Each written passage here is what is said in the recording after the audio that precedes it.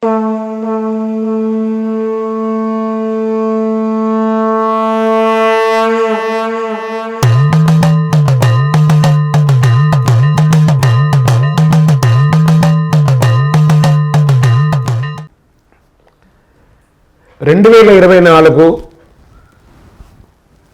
నుండి డిసెంబర్ వరకు ఉన్నటువంటి రాశి ఫలితాన్ని మనం ఇప్పుడు తెలుసుకోబోతున్నాము. జ్యోతిషాస్త్రం అనేది ఒక గణితపూరితమైనటువంటి ఒక శాస్త్రం.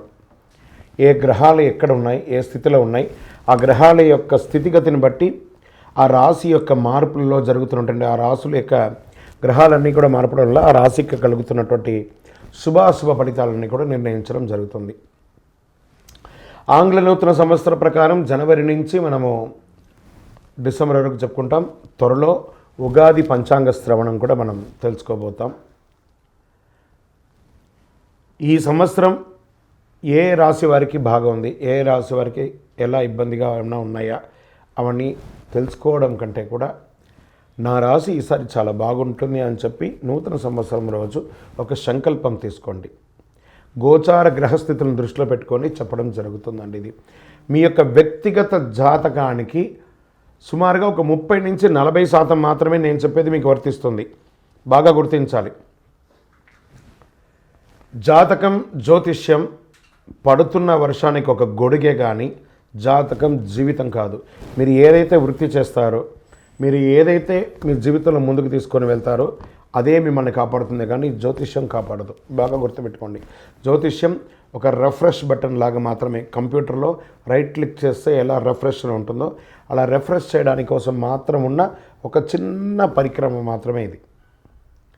అందుకని జ్యోతిష్యం జీవితం కాదు.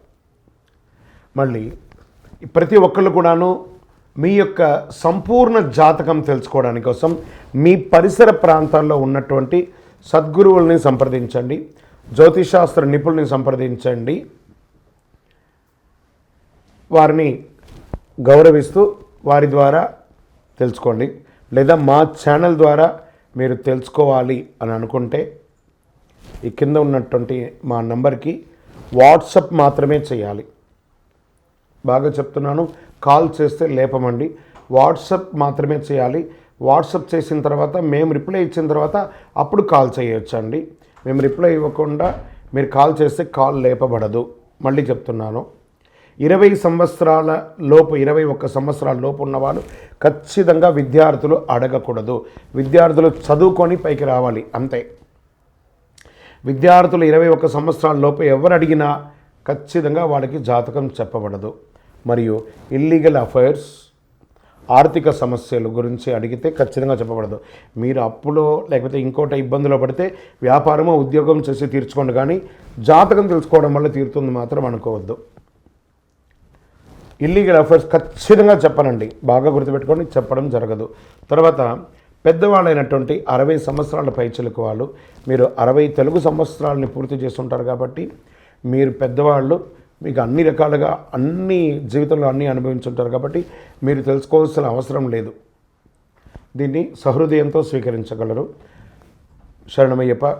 ఇంకొక విషయం ఏమంటే, గత నవంబర్, డిసెంబర్, ఈ జనవరి 15 వరకు ఈ అయ్యప్ప దీక్షలో ఉండడం వల్ల ఎవరైనా మమ్మల్ని సంప్రదించుంటే మీకు సమయానికి రిప్లై ఇవ్వకుండా పోయి ఉండొచ్చు.